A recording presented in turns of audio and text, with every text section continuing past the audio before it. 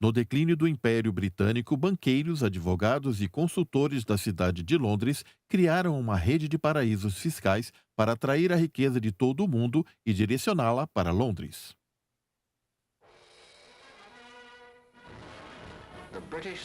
O soldado britânico. O encontramos por todo o mundo, desde Gibraltar até Hong Kong. Esteja onde estiver, ele se levanta contra o futuro ameaçador, sendo um defensor de nossa vontade compartilhada de ordem. Fogo!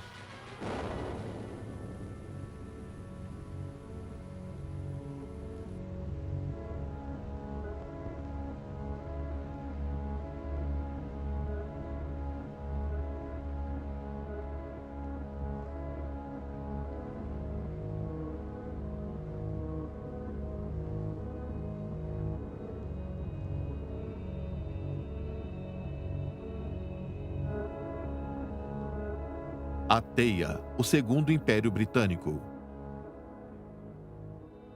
O Império Britânico. O maior já conhecido. Por mais de 300 anos, o Reino Unido governou. Seus exércitos conquistaram e seus banqueiros proclamaram o poder de sua moeda. Mas um dia, tudo isso começou a desmoronar. Um a um, os países estavam declarando sua independência do Reino Unido e nenhuma quantidade de força pôde reverter a maré. Ao verem sua riqueza, privilégios e império se desintegrando, as elites britânicas partiram em busca de um novo papel em um mundo em mudança e o encontraram nas finanças. Este é um filme sobre como o Reino Unido se transformou de um poder colonial em um poder financeiro moderno e como essa transformação moldou o mundo que vivemos.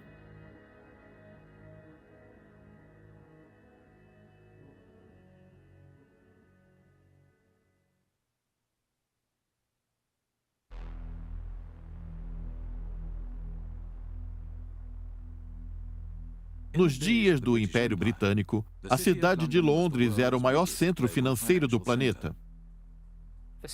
Londres nada mais era do que o coração financeiro do Império Britânico. Os historiadores Ken e Hopkins a chamam de comandante do motor imperial. Os países do Império costumavam utilizar a libra esterlina, onde Londres atuava como financista, não apenas dentro da zona onde a libra circulava, mas também fora dela. Conforme o Império Britânico declinava, Londres também declinava. Um caminhão do exército britânico foi bombardeado, resultando em 2 soldados mortos e 12 feridos. Com os distúrbios se espalhando por toda Chipre, os jovens estão desempenhando um papel cada vez maior na violência. Aqui um grupo de meninas está dispersando depois de atirar pedras na polícia militar britânica. Com a queda do Império, os interesses comerciais britânicos em todo o mundo foram ameaçados. Em 1956, o Egito nacionalizava o Canal de Suez. Uma nova crise surge no Oriente Médio, com o presidente Nasser anunciando para a multidão em Alexandria que o Egito acaba de tomar posse do Canal de Suez, até então propriedade internacional. França e Reino Unido emitem um ultimato de 12 horas. Poucas horas após o prazo expirar, aviões de combate britânicos dirigem-se ao Egito e seus bombardeios atacam 5 cidades-chave, incluindo Cairo. Os Estados Unidos se opuseram à invasão e pressionaram o Reino Unido e a França a retirarem suas tropas. Os Estados Unidos não participarão dessas hostilidades. Temos a esperança e a intenção de que essa questão seja apresentada à Assembleia Geral das Nações Unidas.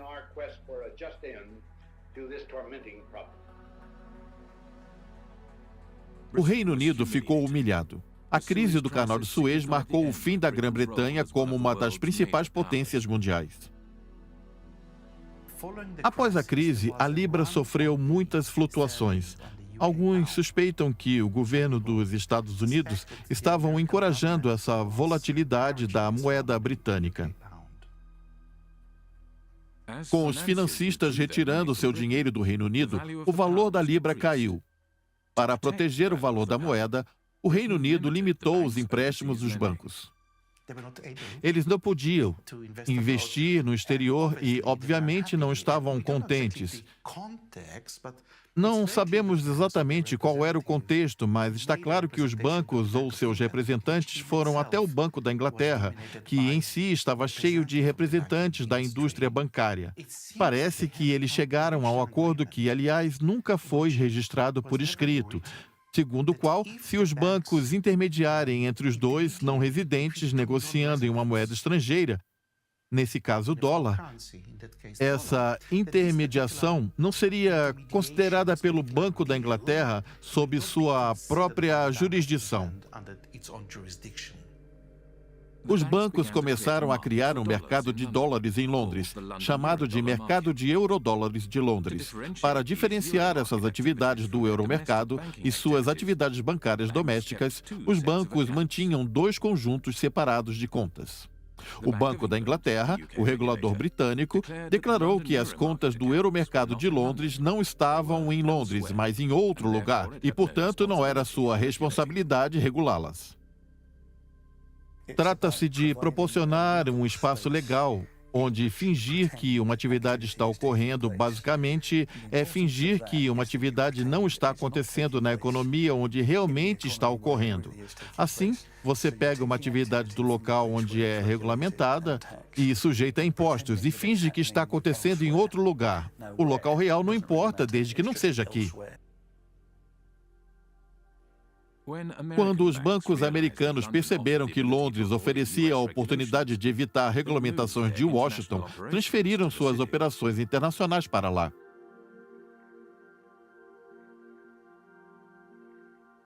Quase ao mesmo tempo em que os bancos americanos estavam se mudando para Londres, um novo tipo de espaço financeiro começou a surgir, desta vez longe de Londres, nas jurisdições ultramarinas britânicas, os últimos vestígios do antigo império. Na década de 60, as Ilhas Caimã eram um refúgio. Dizem que havia tantos mosquitos no ar que às vezes até sufocava as vacas. Claro, isso é apenas uma lenda, mas dá uma ideia de como esse lugar era tranquilo e isolado naquela época. Consultores e advogados londrinos chegaram às Ilhas Caimã e outras dependências britânicas e começaram a redigir um conjunto de leis e regulamentos sobre o sigilo financeiro. Devido a esse sigilo, não demoraram a se tornar o que hoje chamamos de paraísos fiscais. O que estava acontecendo nas Ilhas Caimã não poderia ter sido mais ilegal. Dinheiro proveniente do tráfico de drogas chegavam em grandes quantidades, evasão fiscal, qualquer coisa, tudo estava lá. O Banco da Inglaterra acompanhava os acontecimentos de Londres e observou um relatório marcado como confidencial, datado de 11 de abril de 1969. O seguinte: precisamos ter bastante certeza de que a possível proliferação de sociedades fiduciárias, bancos, etc., que na maioria dos casos seriam meras entidades fictícias, movendo bens para fora das ilhas, não escape do nosso controle. Claro, não há objeção a que essas entidades forneçam refúgio para não residentes, mas devemos garantir que, ao fazer isso, não facilitem a transferência de capital do Reino Unido para a zona não esterlina fora da jurisdição britânica. Essas pequenas ilhas, que ainda são territórios britânicos ultramarinos, continuam sendo últimos vestígios do Império. Das 14, 7 são, sem dúvida, paraísos fiscais, incluindo as Ilhas Caimã, Bermuda e Ilhas Virgens. Alguns dos maiores paraísos fiscais do mundo hoje em dia são dependências britânicas. Com acesso a grandes quantidades de dinheiro offshore ou extraterritorial, o euromercado experimentou um crescimento sem precedentes. Em 1980, atingiu um total de 500 bilhões de dólares e 4,8 trilhões em 1988. E em 1997, quase 90% de todos os empréstimos internacionais foram realizados por meio desse mercado. O Império Britânico havia desmoronado, deixando poucos vestígios, mas a City de Londres se adaptou e sobreviveu.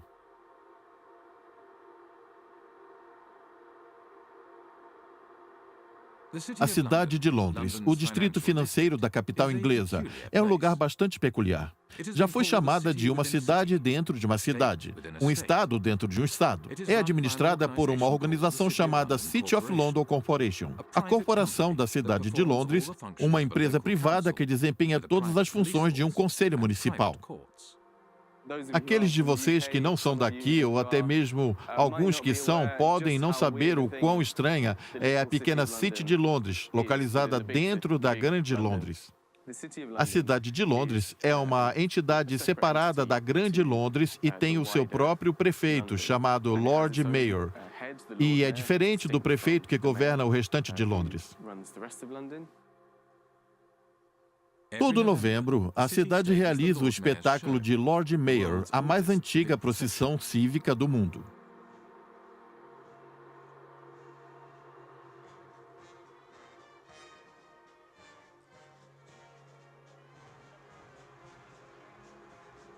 A cidade de Londres manteve seu status legal peculiar por muito tempo, pois em 1066, quando William, o Conquistador, chegou à cidade, era um dos poucos pedaços da Inglaterra que ele não conseguiu conquistar. Em 1067 foi feito um acordo e ele seguiu com suas próprias regras. Até hoje, a cidade de Londres está isenta de muitas leis que regem o resto do Reino Unido. Seu sistema político deriva da Idade Média. O índice eleitoral da cidade é dominado não por seus residentes, mas pelas empresas privadas que operam dentro dela. Seu prefeito é escolhido pelos chefes das guildas medievais. Eles têm um representante na Câmara dos Comuns chamado o Recordador, além dos secretários da Câmara dos Comuns, sendo a única pessoa não eleita lá. Todos os outros lobistas não têm acesso além do saguão.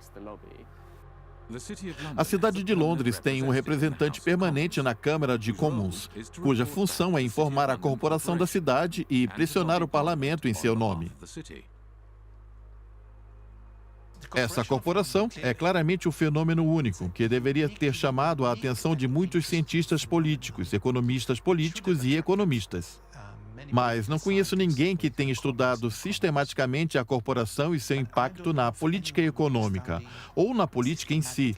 Portanto, só podemos supor que é uma corporação extremamente poderosa e pode-se dizer de uma forma ou de outra, também influenciar a política britânica, especialmente no que se diz respeito às questões mais ligadas ao sistema financeiro. Clement Attlee, o primeiro-ministro após a Segunda Guerra, tinha uma opinião formada sobre a corporação da cidade de Londres. Uma e outra vez vimos que há nesse país outro poder além daquele com sede em Westminster. É a cidade de Londres, um termo conveniente para um conjunto de interesses financeiros que podem se impor contra o governo central. Aqueles que controlam o dinheiro podem, tanto dentro quanto fora do país, seguir uma política contrária à decidida pelo povo.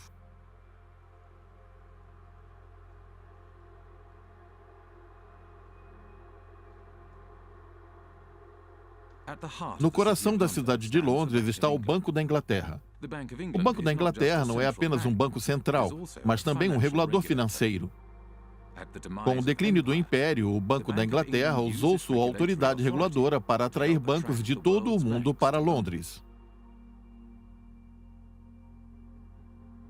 Em 1972, emitiu uma licença para o Banco Internacional de Crédito e Comércio, BCCI, que estabeleceu sua sede em Londres. Em 10 anos, o BCCI se tornou o 7º maior banco do mundo. 10 anos depois, o BCCI faliu. O subdiretor da CIA, Richard Kerr, disse hoje à tarde que a CIA usou o BCCI para apoiar as atividades de inteligência dos Estados Unidos no exterior. Mas o BCCI não apenas colaborou com os serviços de inteligência estrangeiros. Também estava envolvido com uma longa lista de fraudes financeiras, lavagem de dinheiro e financiamento de terrorismo. O BCCI constitui um crime global internacional de uma escala difícil de imaginar. O BCCI estava financiando o terrorismo. O Banco da Inglaterra sabia disso, mas em vez de supervisioná-lo adequadamente, tentou evitar o colapso do banco. Digo isso sem rodeios. O Banco da Inglaterra tinha informações suficientes para fechar o BCCI em 15 meses, antes de realmente fazê-lo, evitando que milhões de depositantes fossem prejudicados. Numerosos informantes do BCCI haviam entrado em contato com o Banco da Inglaterra, mas este não fez nada. O Banco da Inglaterra teve muito tempo para intervir e investigar, mas não o fez, porque a tradição na época, e que ainda continua hoje, é que basta insinuar e falar esse tipo de coisa durante o almoço entre as pessoas certas. E assim, tudo vai ficar bem. Robin Lee Pemberton, governador do Banco da Inglaterra, no momento do colapso do BCCI, disse: "O atual sistema de supervisão tem servido bem à comunidade. Se fechássemos um banco sempre que encontrássemos um incidente de fraude, haveria bem menos bancos do que há agora." Londres era um lugar onde os bancos faziam negócios que não eram permitidos em outros lugares, onde os banqueiros-chefes não tinham que se preocupar com as consequências de suas ações. Esta é uma das razões pelas quais, hoje em dia, há mais bancos em Londres do que em qualquer outro centro financeiro. No Reino Unido, geralmente nenhum banqueiro vai para a prisão. Eles são considerados uma espécie protegida, e isso também faz parte do modelo de negócios offshore, ou seja, você traz seu dinheiro aqui, nós cuidamos dele, e em nenhum momento você vai para a prisão. Nós te damos carta branca.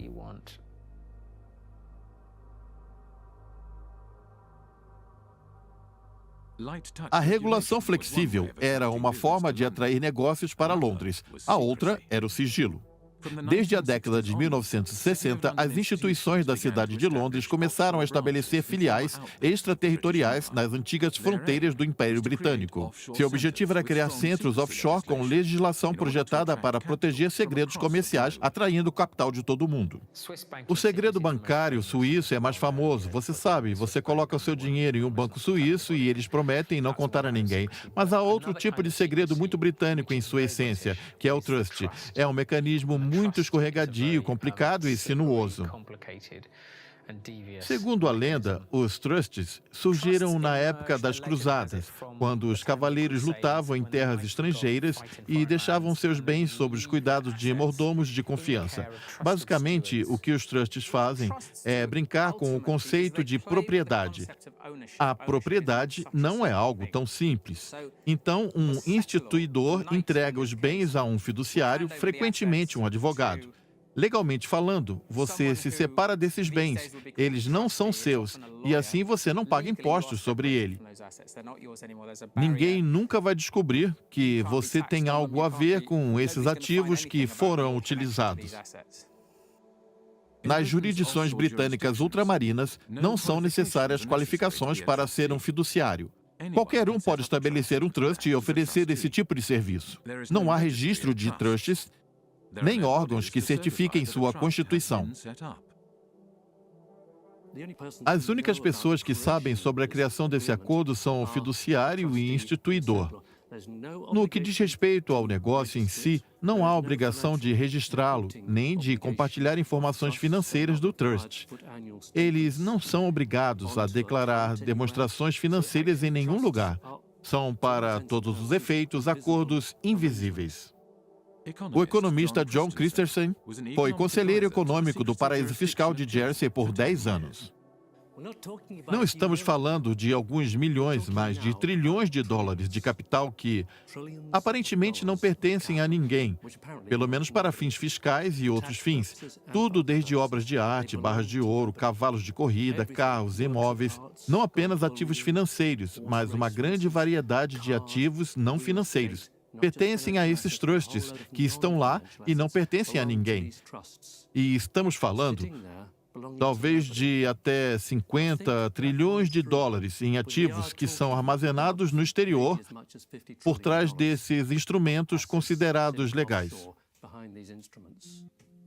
As Ilhas Caimã estão entre vários territórios britânicos ultramarinos que assinaram um novo acordo de troca de informações com o Reino Unido e o resto da Europa para combater a evasão fiscal. Agora, os países são obrigados a fornecer detalhes sobre a propriedade das contas bancárias e suas transações. É importante que as Ilhas Caimã sejam reconhecidas como o primeiro território ultramarino a assinar um acordo desse tipo com o Reino Unido. E acredito que isso reflita de maneira significativa a abordagem construtiva que as Ilhas Caimã adotaram para alcançar nosso objetivo compartilhado de combater a evasão fiscal. Os trusts são a base do modelo britânico, mas aplicam o conceito de sigilo bancário como fazem os suíços. Os britânicos, é claro, estão muito dispostos a acabar com o sigilo bancário, pois isso lhes permitirá capturar uma parcela maior do mercado. Os trusts são o componente fundamental do segredo anglo-saxão, a partir do qual estruturas offshore muito complexas são projetadas. Cada paraíso fiscal oferece um conjunto definido de serviços, desde trusts até empresas fictícias, contas bancárias secretas e diretores nomeados. A combinação desses serviços distribuídos por estruturas complexas, que abrangem várias jurisdições, permite a criação de entidades secretas praticamente impenetráveis. Uma estrutura offshore frequentemente terá um tipo de trust por trás dela. O trust estará aqui gerenciando os ativos, sendo também proprietário de algumas empresas fictícias, cada uma das quais pode estar em uma jurisdição diferente. Portanto, pode haver um trust em uma jurisdição, cujos fiduciários estão em outro lugar, cujos beneficiários, por sua vez, estarão em outro lugar ainda, mantendo empresas extraterritoriais em outro lugar. A cada uma dessas empresas pode assumir os ativos. Uma conta bancária, um cavalo de corrida, um iate, uma pintura, uma carteira de valores, o que for. Existem numerosas variações de trusts e estruturas secretas offshore. Há advogados cujo trabalho se limita à criação de estruturas cada vez mais complexas e obscuras. O objetivo é sempre ocultar a identidade dos proprietários dos ativos e permitir que a riqueza seja reciclada nos mercados globais. Ao ver a quantidade de dinheiro que é gerenciada a partir dos paraísos fiscais, não há dúvidas disso. E tudo o que fizemos, junto com outras pessoas que também lutam contra os paraísos fiscais, não mudou nada. É um mundo onde você fala e eles dizem: tudo bem, mas continuarei fazendo aquilo que eu quero. Sabemos de tudo isso, em parte graças ao Panama Papers, e ainda assim não podemos fazer nada a respeito disso. Porque o sistema protege as poucas pessoas que se beneficiam dele. Mas, por poucos que sejam, também são muito poderosos. E eu vejo no Comitê do Panamá, que é o comitê do qual eu faço parte, que a única coisa que poderia mudar tudo isso é ter um registro de acesso público dos beneficiários, dos trusts e de todos os tipos de empresas. Os Panama Papers são uma coleção de vazamentos do escritório da advocacia offshore Mossack Fonseca. O Mossack Fonseca é o quarto maior escritório de advocacia extraterritorial, sendo que 9 dos 10 maiores estão registrados em territórios britânicos ultramarinos. Quando os países reclamam com o Reino Unido sobre as atividades realizadas em seus paraísos fiscais, Londres afirma que esses lugares são independentes e que não há nada que se possa fazer.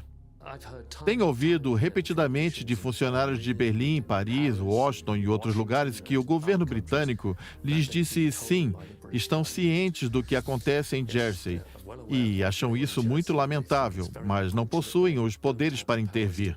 Então, isso é uma mentira. Eles não têm poder de intervir e simplesmente escolhem não fazê-lo. Aos políticos aqui é conveniente fazer a vista grossa e fingir que esses lugares são independentes.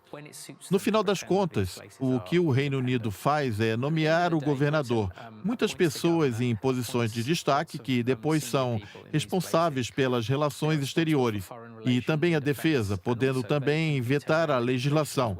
Assim, Londres mantém um grau de controle bastante extenso sobre esses lugares, deixando-lhes apenas um pouco de espaço político. Durante seu tempo como conselheiro econômico de Jersey, John Christensen viajava com frequência para Londres para se reunir com vários departamentos do governo britânico. Como conselheiro econômico, tive muito contato com diferentes departamentos. Tradicionalmente, os governos do Reino Unido tentaram não intervir nos assuntos internos de lugares como Jersey de forma explícita. Assim, eles o fazem de maneira mais sutil. Você vai lá e fala com alguém do Ministério do Interior ou do Tesouro, e eles dizem: na verdade, não gostamos muito dessa legislação, seria bom se vocês a deixassem de lado. É como se estivessem dizendo: voltem para ele e digam que eles não querem que façam isso. O governo britânico prefere não interferir abertamente, mas comunica seus desejos por meio de discussões informais. Não há rastro de papel ou declaração oficial. As discussões ocorrem a portas fechadas. A relação que esses lugares mantêm com Londres tem muito a ver com o sistema britânico. As pessoas se entendem umas com as outras. Qualquer pessoa que seja britânica ou que conheça os britânicos sabe que a comunicação entre nós costuma ser muito sutil e você precisa entender os códigos. Quando as pessoas dizem que há coisas de muita ironia envolvida e muito linguajar codificado, as pessoas compreendem como funciona, e eu acredito que esse seja o caso da relação britânica com os paraísos fiscais. Eu acredito que há uma compreensão do que podemos e também do que não podemos fazer sem que ninguém precise soletrar para explicar melhor isso. Ao manter seu poder oculto, o Reino Unido pode afirmar que essas jurisdições são politicamente autônomas. A independência das Ilhas Caimã não está na agenda do governo. Essa é a mensagem que está sendo enviada ao Comitê Especial de Descolonização da ONU. O advogado McField representará o governo na reunião da ONU. O comitê foi criado para auxiliar as colônias ao redor do mundo em seu caminho para a independência. E a mensagem é que o primeiro-ministro, este gabinete, esse partido, não tem mandato com o povo das Ilhas Caimã para buscar a independência. Essa é uma mensagem que levarei. Quando as Bahamas declararam sua independência da Grã-Bretanha em 1967, os banqueiros se mudaram para as Ilhas Caimã e continuaram seus negócios de lá. Foi a conexão britânica que assegurou aos banqueiros e seus clientes que seu dinheiro estava seguro. Essa base britânica é o que permitiu que a indústria de serviços financeiros e as finanças offshore, juntamente com todas as pessoas associadas a elas, confiem nesses lugares. Na verdade, grande parte da riqueza administrada nos paraísos fiscais britânicos é controlada a partir de Londres. As pessoas da cidade de Londres gostam de fazer o trabalho sujo longe de casa. Poderia não haver um regulador que realmente leve seu trabalho a sério e acuse de fraude em Londres. Portanto, é melhor realizar as fraudes em águas internacionais como Gibraltar ou Jersey, onde há muito menos riscos de um julgamento sério ocorrer. Os acordos frequentemente são discutidos e concluídos em Londres, mas estão registrados no exterior para fins fiscais, regulatórios e de transparência. O que a cidade permite é que ela se envolva em negócios sujos, mas depois, quando um escândalo é revelado, eles dizem: bem, eles são independentes, não há nada que possamos fazer. Eles são eles, um paraíso fiscal, e nós somos nós, a cidade. Não temos nada a ver com esse tipo de coisa. Portanto, é uma relação incrivelmente conveniente. A cidade de Londres permitiu que Jersey, Guernsey e outros territórios ultramarinos britânicos se tornassem paraísos fiscais. Para mim, eles são como os Frankensteins criados para a cidade de Londres. Hoje em dia, o Reino Unido é o maior provedor mundial de serviços financeiros internacionais. O Reino Unido desempenha um papel quase único nas finanças globais. Se olharmos bem os dados, o tipo de dados que construímos no índice de sigilo financeiro, veremos que as participações relativas de cada país na prestação global de exportação de serviços financeiros, ou seja, serviços financeiros oferecidos a não residentes, agora existem dois grandes centros e tudo o mais é bastante pequeno em comparação. Os dois grandes centros são os Estados Unidos, com cerca de 19% do mercado global, e o Reino Unido, com seus territórios ultramarinos, com cerca de 25% do mercado. E se você adicionar a isso outras jurisdições, ex-colônias, recentemente independizadas como Hong Kong, Singapura, talvez até Dubai, Bahrein e Chipre, então você chega a uma figura próxima de 40%. E acredito que esse número represente melhor o verdadeiro papel de Londres no mercado financeiro global. Os soldados partiram, os administradores abandonaram suas colônias, mas ainda mantiveram um grau significativo do controle sobre os fluxos financeiros dessas antigas partes do império e do resto do mundo. Assim, podemos descrevê-lo como um segundo império, dessa vez financeiro e oculto, que abrange grande parte do mundo. Na época do Império Britânico, a cidade de Londres era o maior centro financeiro global do mundo. Não apenas as colônias britânicas, mas também países independentes conduziam suas atividades bancárias em Londres e utilizavam a moeda do Império para o comércio e financiamento. Conforme o Império declinou, também o fez a cidade de Londres. O estabelecimento do Euromercado de Londres permitiu que os bancos da cidade continuassem a explorar suas redes e experiência da era do Império, enquanto a criação de jurisdições secretas concedia aos bancos o acesso a grandes quantidades de dinheiro barato. Bancos internacionais de todo o mundo estabeleceram filiais em Londres, nas jurisdições ultramarinas britânicas, para aproveitar esse novo sistema. Esse sistema é uma nova forma de ocupação. A outra terminou em 1962 para a França. Não sei para a Inglaterra, mas deveria ser por volta do mesmo ano, com a Inglaterra ainda presente na Índia e em outras colônias. E quando você observa os fluxos de dinheiro para os paraísos fiscais, percebe que eles aumentaram consideravelmente quando nos retiramos das colônias. Indivíduos ricos, o crime organizado e corporações transferiram suas riquezas para o exterior em troca do sigilo e isenção de impostos. E, à medida em que os países ao redor do mundo começaram a desregulamentar e abrir suas economias, isso tornou cada vez mais fácil de fazer. Hoje em dia, até metade de toda a riqueza extraterritorial mundial pode estar oculta nos países fiscais britânicos. Um dos perdedores é a África, cuja fuga de capital flui principalmente para a moderna teia britânica. Acredito que não seja coincidência que o Império Extraterritorial Britânico tenha surgido mais ou menos ao mesmo tempo que o colapso do seu império formal. Tendemos a pensar na África como um enorme devedor líquido em relação ao resto do mundo. Porém, sua dívida líquida no final de 2008 era de 177 bilhões de dólares. A dívida de todas as nações da África subsaariana totalizou 177 bilhões de dólares em 2008. No entanto, a riqueza que as elites desses países haviam transferido para o exterior entre 1970 e 2008 é estimada em 944 bilhões de dólares, mais de 5 vezes sua dívida externa. 944 bilhões. Façamos as contas e veremos que a África não é um devedor líquido, mas sim um credor líquido para o resto do mundo. À medida que o capital era transferido para o exterior, as nações africanas contraíam empréstimos de bancos internacionais a juros elevados. Com o tempo, essas dívidas se tornaram tão grandes que talvez nunca sejam pagas. Os paraísos fiscais estavam privando as nações em desenvolvimento de sua riqueza e receitas fiscais.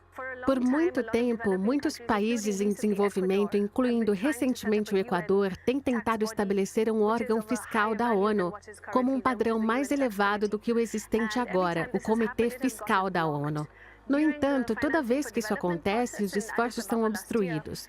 Durante o processo do financiamento para o desenvolvimento da Addis Abeba no ano passado, acredito que o Reino Unido e os Estados Unidos foram os que impediram mais uma vez os esforços para estabelecer essa organização fiscal. Por que eles não gostariam de ter um processo de tomada de decisão democrático nas decisões globais sobre os impostos arrecadados através das fronteiras? Isso não faz sentido. E isso continuará sendo um problema. O Ocidente impede as tentativas de fornecer maior transparência aos fluxos financeiros internacionais e a implementação de padrões globais para toda a coleta de impostos através das fronteiras, enquanto as elites dos países em desenvolvimento usam centros extraterritoriais para ocultar sua riqueza no exterior. O petróleo no Gabão não beneficiou o povo do Gabão. O mesmo acontece com o cobre na Zâmbia e o ouro em Moçambique ou no Mali. Beneficiaram as empresas que o extraem e seus acionistas, e também a elite corrupta existente. Nos países em desenvolvimento, o sistema extraterritorial de países fiscais facilitou o saque desses países por suas elites, permitindo-lhes roubar o dinheiro e mantê-lo seguro em outro lugar. São chamados de fluxos financeiros ilícitos, porque o anonimato que os impulsiona cria incentivos para que as pessoas em posições de poder sejam corruptas. É por isso que há um grupo de países onde o progresso do desenvolvimento é tão difícil. Os incentivos dos indivíduos e a capacidade de persegui-los através de todos os mecanismos que aumentam os fluxos ilícitos superam os tipos de mecanismos que garantem um Estado poderoso, representativo e eficiente que pode começar a gerar desenvolvimento.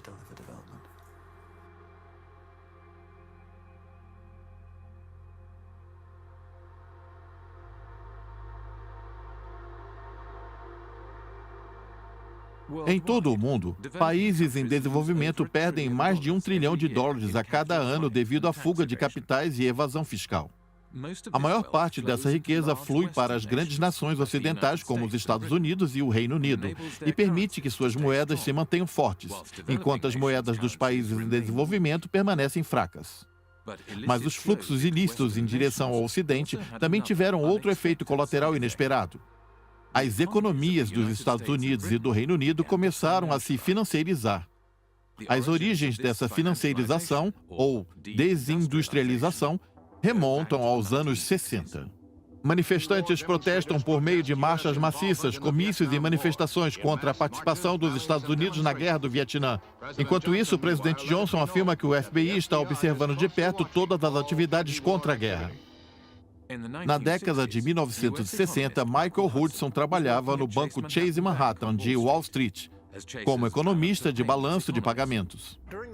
Nos anos 60, o déficit da balança de pagamentos dos Estados Unidos nos deveu inteiramente aos gastos de milhares no exterior. Dólares estavam saindo do país como resultado do custo da Guerra do Vietnã. Washington tentou evitar que os dólares que chegavam ao Vietnã fossem depositados em bancos estrangeiros. O governo pediu ao Chase que estabelecesse uma filial em Saigon durante a guerra. Como vocês podem imaginar, não tinha janelas, era uma espécie de fortaleza e estava perdendo dinheiro. Mas o governo foi até o Chase e disse: se não conseguirmos pagar o dinheiro que os militares estão gastando no Vietnã, esse mesmo dinheiro acabará nos bancos franceses, chegará ao general de Gaulle e vocês sabem o que vai acontecer depois. Ele vai trocar tudo por ouro, mês após mês. É o que os Estados Unidos estão tentando evitar. Não tendo sucesso em deter a fuga de dinheiro, eles começaram a elaborar um plano diferente. Em 1967, Michael Hudson recebeu um memorando de um ex-funcionário do Departamento do Estado. Em 1967, um ex-funcionário do Departamento de Estado me entregou no elevador do que então era o meu escritório um memorando instando o Chase Manhattan como ajudar os Estados Unidos a se tornarem a Suíça do mundo, ou seja, um novo centro de fuga de capitais. O Departamento de Estado, por meio do Chase, me pediu para estimar quanto dinheiro você acha que estaria disponível se os Estados Unidos se tornassem a nova Suíça. E como faríamos isso? O plano era organizar centros bancários offshore, no Caribe, e em outros lugares, e fazer com que o dinheiro especulativo não chegasse diretamente ao Chase, pois isso não seria muito desejado nem muito legal. O que aconteceu foi que criminosos da América Latina, outros criminosos, traficantes de drogas de todo tipo, de crime organizado, colocavam seu dinheiro nos bancos offshore do Caribe. E então, esses bancos simplesmente depositavam os lucros na sede nos Estados Unidos. Ao repatriar dólares do exterior de volta aos Estados Unidos, foi possível deter sua fuga e respaldar o valor da moeda. Cada país olha sua taxa de câmbio. A taxa de câmbio não envolve apenas importações e exportações, mas sim movimentos de capital. Se olharmos as estatísticas mensais do Fundo Monetário Internacional, elas se assemelham a um balanço comercial constante, remessas constantes, e o que sobe e desce é chamado de erros e omissões. São fugas de capital, e a razão pela qual eles a denominam assim é que não gostam de olhar para isso. Nos anos 30, Roy Ovde Hall, economista do Departamento de Comércio, quis incluir movimentações ilegais nas estatísticas de balança de pagamentos. O Congresso ficou muito irritado. Disseram-lhe em Washington que o argumento contrário era o seguinte: somos um país cristão, não queremos denunciar crimes. Portanto, não permitiam que ele incluísse dinheiro sujo na balança de pagamentos. Suponho que agora eles o chamam de erros e omissões, não entradas e saídas de dinheiro sujo.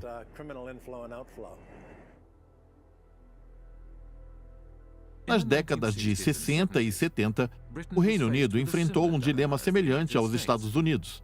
Dinheiro estava saindo, reduzindo o valor da libra. Então, Londres percebeu que também poderia apoiar o valor de sua moeda ao abrir o mercado interno para trilhões de dólares, que passavam por seus paraísos fiscais ultramarinos. No entanto, assim como nos Estados Unidos, isso teve um efeito colateral inesperado. Os bancos britânicos de hoje, assim como no século XIX, não investem seu dinheiro na indústria manufatureira britânica.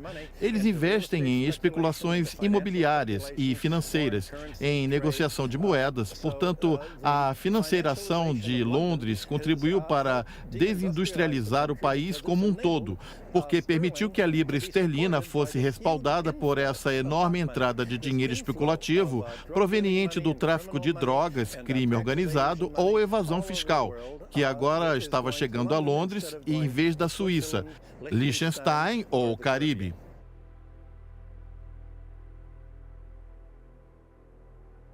Com o apoio tácito dos Estados Unidos, os refúgios extraterritoriais do Reino Unido cresceram rapidamente e em pouco tempo, e o sistema offshore se tornou o mercado financeiro internacional de referência no mundo. Inicialmente, poucos sabiam que esse mercado funcionava.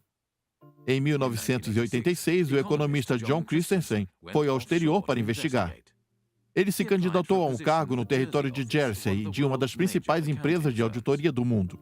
A Deloitte Touche me contratou como administrador de empresas e trusts, que era o cotidiano desse negócio. Eu fui ao exterior especificamente para trabalhar nesse campo, porque é onde estão as empresas offshore, as empresas de fachada e os trusts. E assim você está administrando todos eles. Dessa forma, eu pude ver no que seus clientes realmente estavam envolvidos. Tive acesso total a todos os arquivos e durante meu período na Deloitte Touche, investiguei mais de 100 de seus clientes estrangeiros. E isso é o que eu encontrei. Negociantes com informações privilegiadas, manipuladores do mercado, alguns que evitaram divulgar conflitos de interesse, comércio ilegal de armas, doações ilícitas para campanhas políticas, subornos, contratos, faturamento fraudulento, manipulação de preços e também evasão fiscal. Todas essas eram as atividades de seus clientes.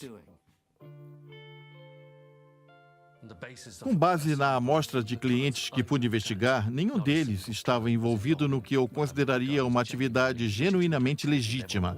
Todos estavam envolvidos em algum tipo de evasão de impostos ou algo bem pior. Eu me encontrei com Carl Levin, ex-senador dos Estados Unidos, que na época conduziu muitas investigações sobre a banca privada. Quando perguntaram aos banqueiros qual porcentagem de seus clientes vocês acham que usam empresas para fins legítimos, a resposta foi: 99,9% deles usam para fins ilícitos. Essa é a realidade. São os banqueiros americanos admitindo aquilo que fazem. E o mesmo acontece com os banqueiros britânicos, que ajudam seus clientes a abrir contas no Panamá, nas Bermudas ou nas Ilhas Caimã.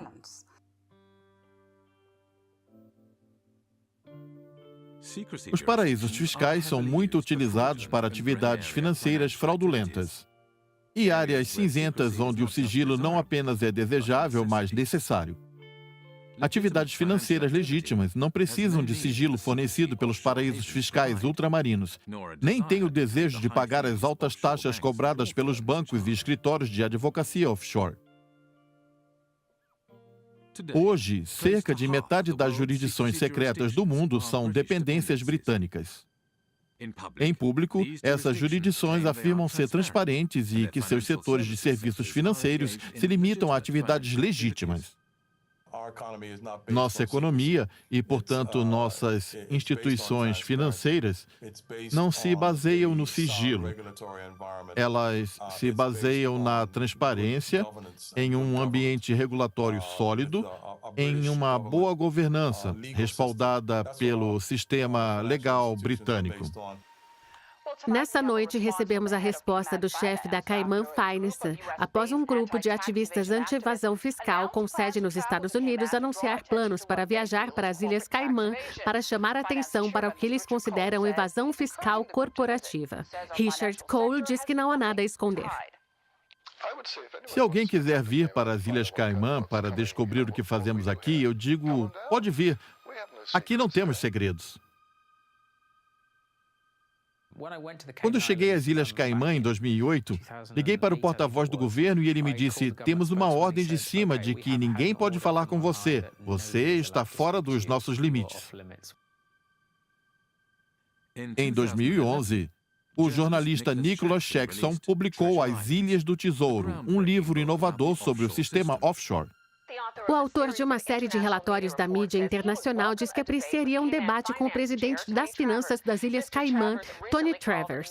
Ele disse que Jackson é um idiota com compreensão de uma criança de 11 anos. Sempre haverá a política da inveja.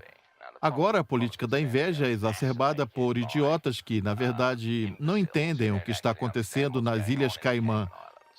Eu não sei o que ele está falando e, além disso, ele mesmo não sabe do que está falando. As Ilhas Caimã são o quinto maior centro financeiro do mundo, abrigando 80 mil empresas, 3/4 das quais lidam com fundos de hedge globais, com depósitos de 1,9 trilhão de dólares. Ao mesmo tempo, as ilhas têm apenas 60 mil habitantes, equivalente à população indigente de Nova York. Uma estranha mistura de personagens habita o mundo offshore.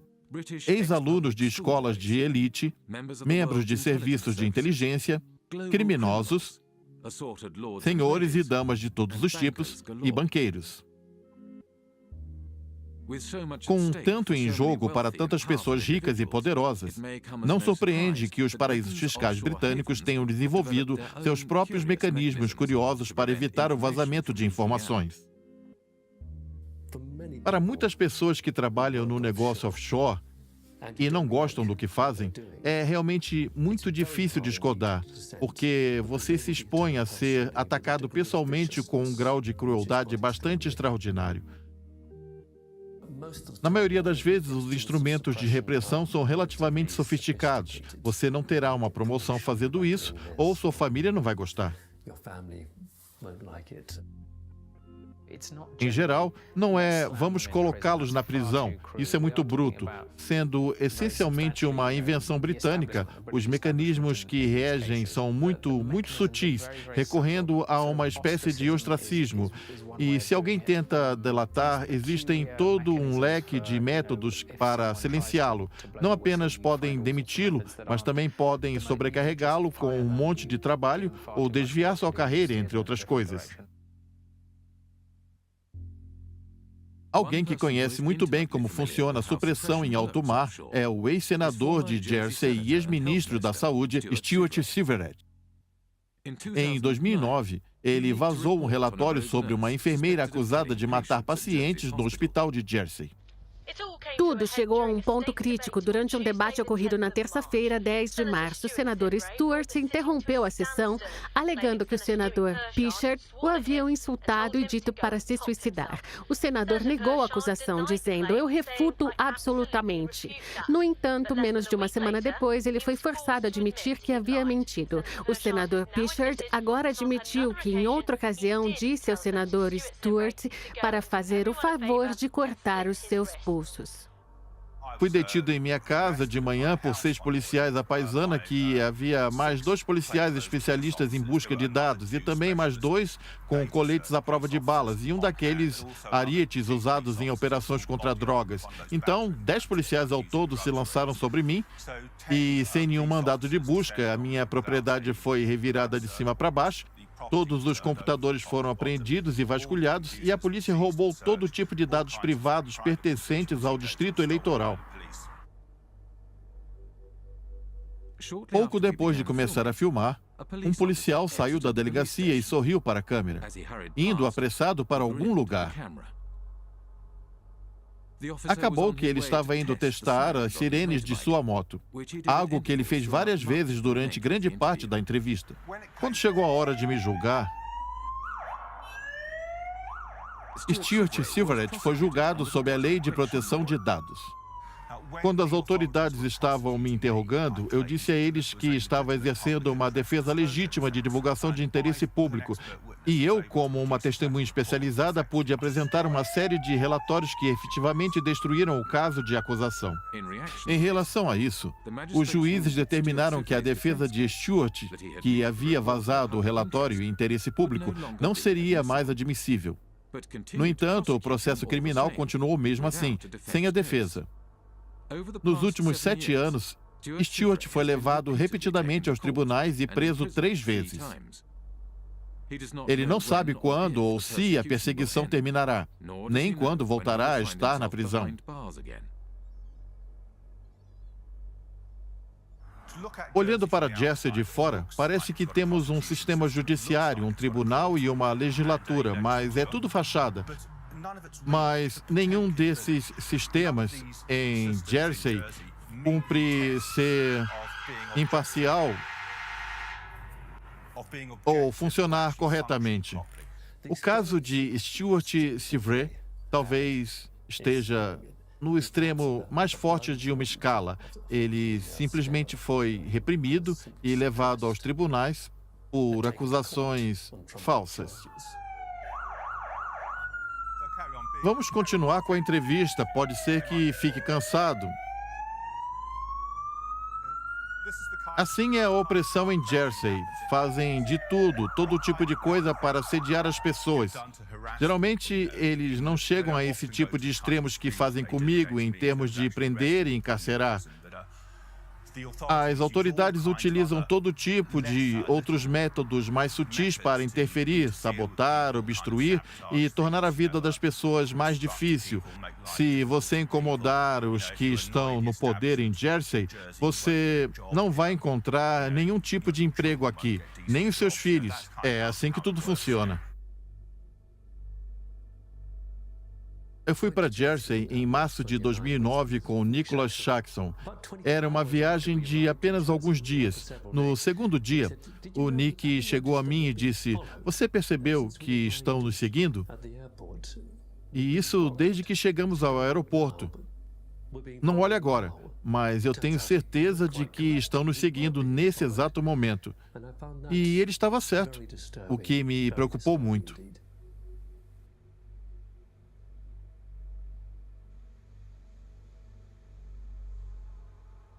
Há um ditado em Jersey: se você não gosta do que tem aqui, um barco sai a cada manhã.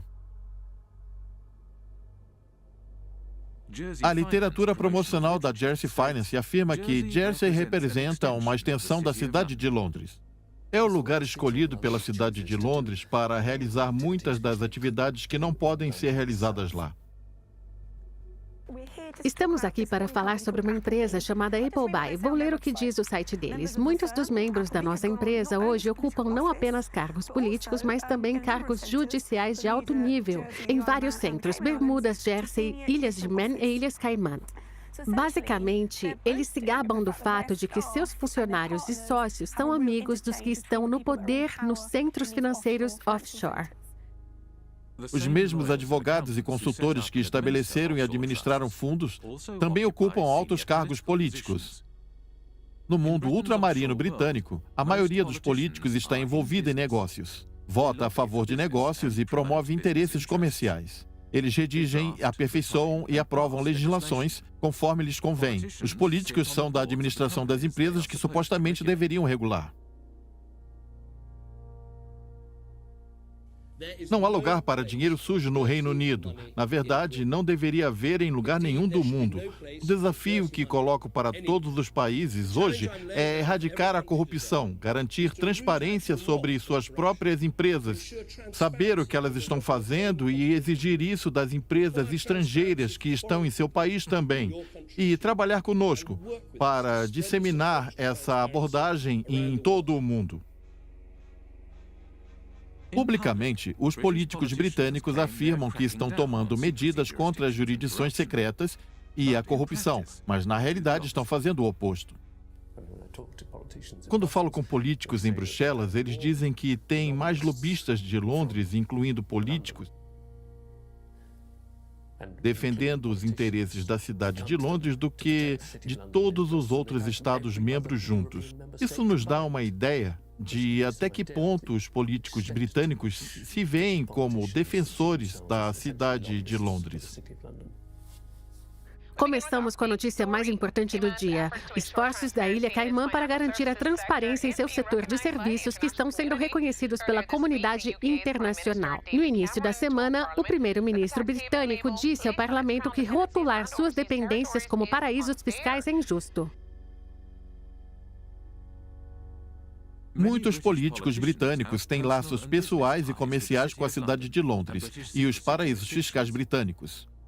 O pai do ex-primeiro-ministro britânico David Cameron, Ian Cameron, era um especialista em fundos offshore e esteve envolvido em trusts extraterritoriais desde os anos 80. Neste tribunal atrás de mim, aqui em St. Helier, encontramos isso. É um documento chamado Concessão de Sucessão e está anexado ao testamento de Ian Cameron, o pai de David Cameron. Ian Cameron era um homem rico. Em 2009, investigadores estimavam sua fortuna pessoal em 10 milhões de libras. No entanto, Ian Cameron faleceu em 2010 e seu patrimônio era muito menor do que isso, 2,7 milhões. Em muitos casos, são os políticos e seus comparsas, famílias, etc., junto com os empresários que patrocinam partidos políticos, que usam esses serviços extraterritoriais. Portanto, eles não têm interesse pessoal para fechar isso. Se eles quisessem fechar, poderiam fazer isso até amanhã. O fato é que não querem, porque eles próprios são cúmplices. Se você é de uma boa família e conhece as pessoas certas, então todos os tipos de sutilezas legais frequentemente desaparecem.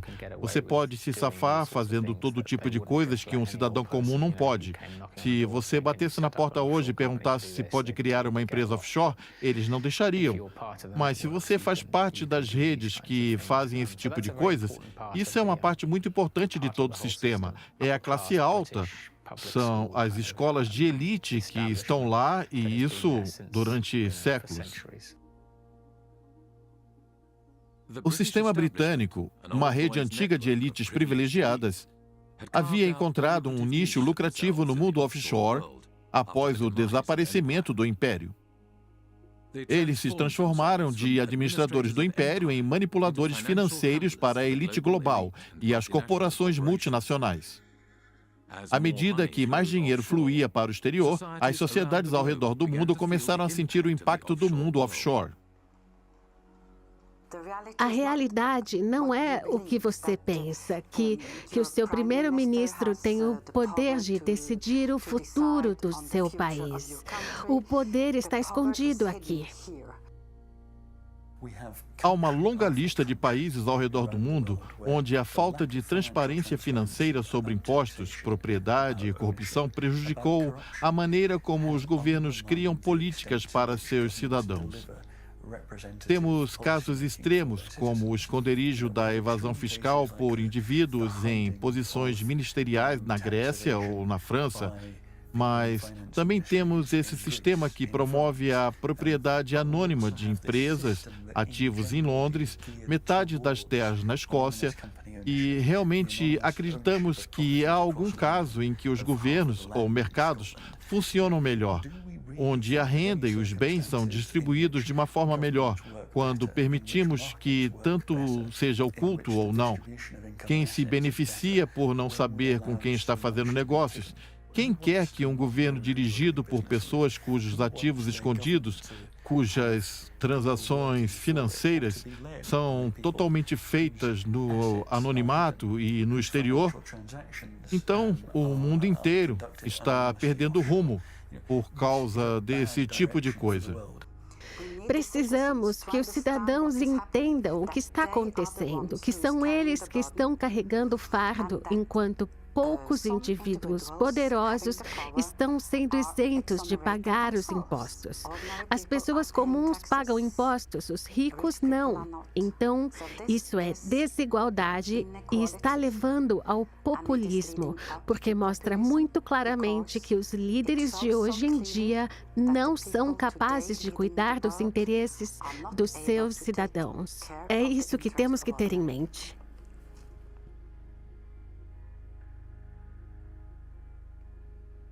Nas décadas de 60 e 70, a evasão ou elisão fiscal eram consideradas antissistema. Então, você sabe, os Rolling Stones e Phil Collins, toda essa gente indo para fora era visto como algo rebelde. Mas o que ontem era antissistema, hoje é pró-sistema. Offshore hoje é o que se chama de estabelecimento. Hoje em dia, o trust é a maneira como as elites e as multinacionais gerenciam seus assuntos. A evasão fiscal é a forma de fazer negócios. Esse tipo de engano sofisticado requer uma grande infraestrutura. Gostamos de falar sobre a infraestrutura de terno e gravata de pessoas altamente educadas que acham que têm o direito de ajudar os outros a enganar as sociedades. É uma nova máfia que vive ao seu lado. Embora eles não atirem nas pessoas, seu comércio é igualmente mortal, pois priva as pessoas de oportunidades de terem cuidados de saúde, educação, segurança, justiça e, essencialmente, uma vida totalmente plena. Os contadores e consultores são a espinha dorsal do sistema offshore, administrando as estruturas que permitem que certos indivíduos e empresas movam seu dinheiro para o exterior e evitem impostos. Existem cerca de 2,5 milhões de contadores no mundo, dos quais 330 mil no Reino Unido. Pessoas com boa reputação, bem vestidas, bem alimentadas, bem pagas, estão sentadas nos escritórios do centro da cidade e são pagas para elaborar esquemas de evasão fiscal para indivíduos e corporações. Todos nós podemos escolher um governo que diz: vote em nós, vamos lhe dar o melhor atendimento médico, a melhor educação, a melhor segurança. E no dia seguinte, um consultor vem e diz: desculpe pessoal, mas temos um esquema de evasão onde gigantes como a Amazon, Google, Microsoft não pagarão nenhum tipo de imposto. Bem, é uma pena porque vocês votaram em algo que não será cumprido. É um mundo tumultuado onde uma parte do modelo de negócios das grandes empresas de consultoria é como negar ao público serviços por meio de erosão das receitas fiscais. E essas mesmas empresas depois são recompensadas com contratos financiados pelo governo. Aconselham governos locais e o governo central, ou até mesmo auditam as contas das empresas e, no fim, nos dizem que tudo está bem. Quando debati isso com um parceiro do Price Waterhouse, cara a cara, ele disse: você nunca nos dará crédito por nada. Geramos milhões de dólares em receita e temos muitos clientes satisfeitos. Qual é o problema? E a minha resposta foi muito simples. É assim que falam os traficantes e cafetões.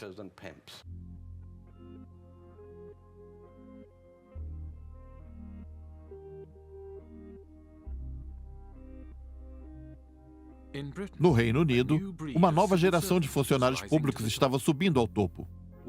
Um deles foi Dave Hartnett, que chegou ao topo da HMRC, a autoridade fiscal do Reino Unido. Dave tinha uma nova forma de arrecadar impostos. Os acordos seriam negociados individualmente e às portas fechadas.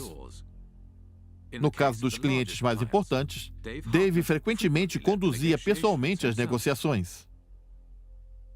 A British Telecom foi uma das primeiras empresas a participar do programa e recebeu um reembolso de mais de 1 bilhão de libras. O CEO da British Telecom, Ben Riven, escreveu: "O lucro por ação aumentou 14% e é bom saber que temos um crédito de 1 bilhão de libras." Dave afirmou que essa abordagem era mais eficiente. As ações judiciais nos tribunais são incrivelmente caras hoje em dia e em todo o mundo, e acredito que devem ser evitadas tanto quanto possível. A arte está em persuadir as pessoas a pagarem o que lhes é devido com base em argumentos e coisas assim. Paguem os impostos! Paguem os impostos! Paguem os impostos! Depois que os protestos eclodiram em 2011, o Comitê Selecto do Tesouro questionou Dave. Ele afirmou que não poderia fornecer nenhuma informação devido ao sigilo dos contribuintes. Que lei o impede de divulgar informações ao parlamento? Todo o meu aconselhamento, Sr. Barclay, até o momento foi que tanto eu quanto meus colegas estamos protegidos pelo ato e pela decisão dos comissários. Dave Hartnett não mencionou que o aconselhamento jurídico que recebeu indicava que a divulgação de informações estava à disposição do diretor da HMRC, ou seja, ele mesmo, Dave Hartnett. Da mesma forma que a máfia antigamente, as empresas de consultoria agora penetram no Estado. O encarregado de combater a evasão fiscal na HMRC pertencia a uma dessas empresas. O recém-nomeado presidente da HMRC resultou ser sócio da KPMG e agora, pasmem, eles estão juntos no comando do Tesouro Britânico. Foi assim que a indústria de serviços financeiros conseguiu se infiltrar no Estado e começou a influenciar suas leis para o seu próprio benefício. O grau de influência política por parte da cidade de Londres, dos grandes bancos e escritórios de advocacia é tão enorme que os políticos se tornaram seus porta-vozes. Com o governo não disposto a agir no interesse das pessoas, um grupo de manifestantes enfrentou Dave em um evento privado em Oxford. Desculpe interromper, será só um momento. Estamos aqui essa noite para entregar um prêmio a Dave. O prêmio em reconhecimento aos seus serviços de planejamento fiscal corporativo.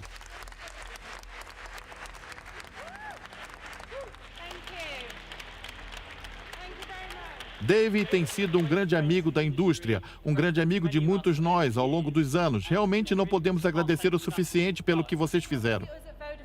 Para nós, na Vodafone, ele economizou bilhões de libras em nossa conta de impostos. E para nossos amigos no Goldman Sachs, mais 25 milhões. Ninguém dessas pessoas foi convidado. Entraram aqui ilegalmente. É invasão de propriedade privada. Saiam imediatamente, antes que chamemos os cachorros. Saiam daqui.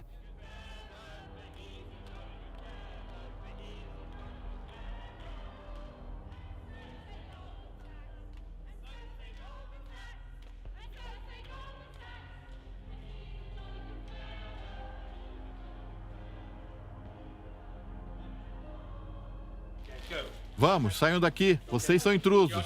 Saiam daqui.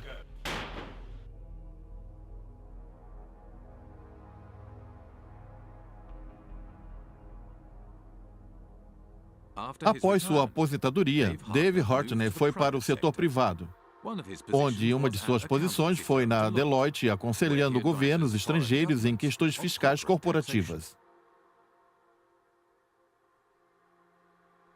Como não bastasse, Dave Hartnett agora é um companheiro da Ordem de Banho, um título concedido pelo monarca britânico. Temos ex-ministros trabalhando como consultores em empresas de consultoria que oferecem primeiro trabalho e depois conselhos. E futuros ministros. Para mim, tudo isso é sinal de que estruturas corruptas, as pessoas estão comprando e vendendo influências. Quando um ex-ministro trabalha para uma empresa de consultoria, ele não está contribuindo para um conhecimento, mas sim abrindo oportunidades políticas, tanto para o seu país quanto para o exterior. Espero que, a essa altura, o fato de eu não confiar na maioria dos banqueiros, advogados e consultorias não os surpreenda tanto. Na verdade, acredito que todos eles estão envolvidos em uma conspiração contra o interesse público. No Reino Unido, o segredo e a complexidade das finanças, apoiados pelo governo, ajudam a obscurecer a corrupção aos cargos públicos. As estruturas financeiras muitas vezes são tão complexas que, mesmo depois de serem reveladas publicamente, não são amplamente reconhecidas pelo que são. Um exemplo disso é o PFI, a Iniciativa de Financiamento Privado. PFI é uma forma de financiar infraestruturas públicas como hospitais, escolas, estradas e pontes, através do setor privado.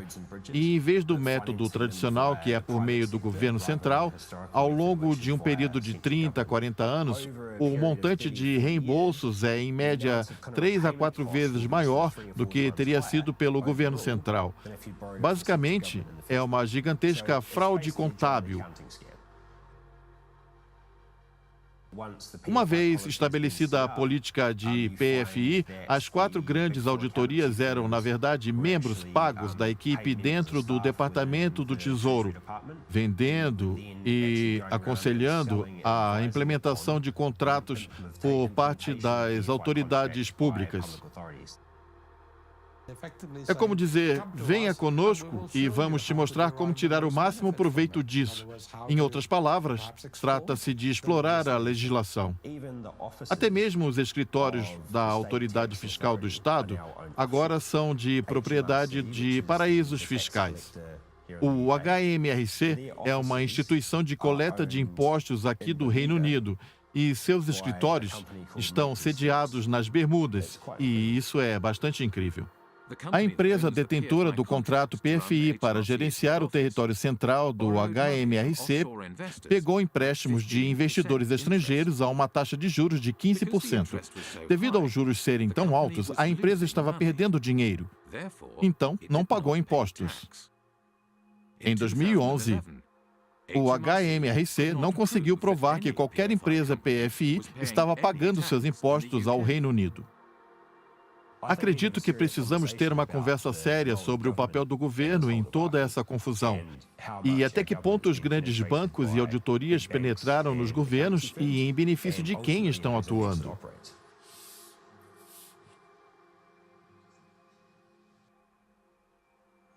Conferência África PPP, Londres, 2016.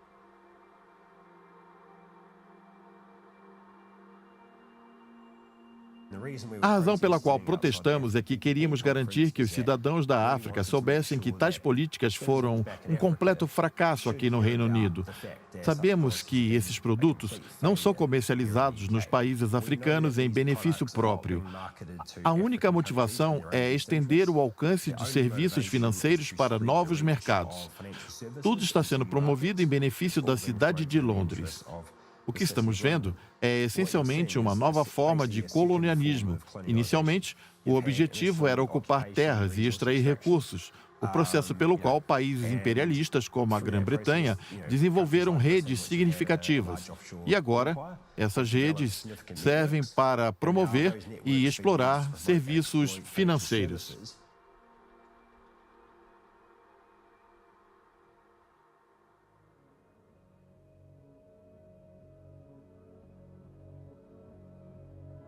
A cidade de Londres era o coração financeiro do Império Britânico. O Império Britânico declinou e a cidade se transformou de um centro que operava a maquinaria financeira do Império em um centro financeiro global. Assim, até então insignificantes territórios fronteiriços do antigo império se tornaram a base de uma rede de paraísos fiscais que capturam riquezas de todo o mundo e as direcionam para a cidade de Londres. Hoje, 25% das atividades financeiras internacionais ocorrem em território britânico. Quase metade dos paraísos fiscais do mundo estão sob proteção britânica e até metade da riqueza offshore pode estar escondida em paraísos fiscais britânicos. Os serviços financeiros são a maneira pela qual as elites britânicas ganham dinheiro e também é onde ex-ministros do governo, altos funcionários e espiões do Estado assumem cargos lucrativos de consultoria após a aposentadoria. Juntos, eles transformam a Grã-Bretanha e suas dependências no maior paraíso fiscal do mundo, prejudicando o desenvolvimento global e tornando o próprio Reino Unido um país que serve, acima de tudo, aos interesses de suas elites.